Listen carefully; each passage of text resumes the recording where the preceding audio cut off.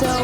in the morning, guys, stars running, guys. Take a trip to where I get me hot and low. Sleep or driving my home, what's going on? Բարև ձեզ, եկեք հասկանանք, թե 2025 թվականը ինչպես անցավ վեդեցիների համար և ինչ սպասելիքներ նրանք ունեն 2026 թվականից։ Պարոն Հայկաս, ինձ կասեք, թե 2025 թվականը ձեզ համար ինչպես անցավ։ Եթե նյութական բարիքների տեսանկյունից է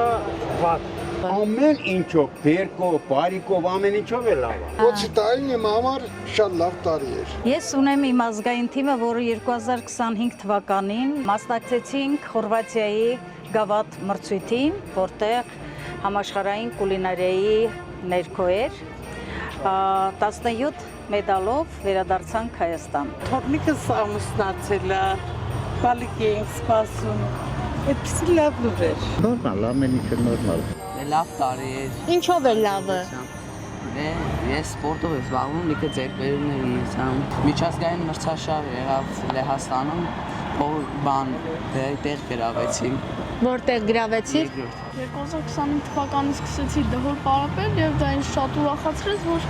ես արդեն Կարող ես առաջ գնալ, հա։ Սովորեցի նոր բաներ, հաղթանակներ, մասնակցեցի մրցույթների։ 2026-ից ինչ ակնկալիքներ ունեք։ Որ իշխանափոխություն լինի։ Դե անձնական սպասելիքները սենց է։ Մեր երկիրը գնում է դեպի ծաղկման։ Ուրախ եմ, որ այդ կռվից մի քիչ հեռացել ենք այդ վիճակներից, ես ուրախանում եմ։ Մեր բոլորին բարձր տրամադրություն։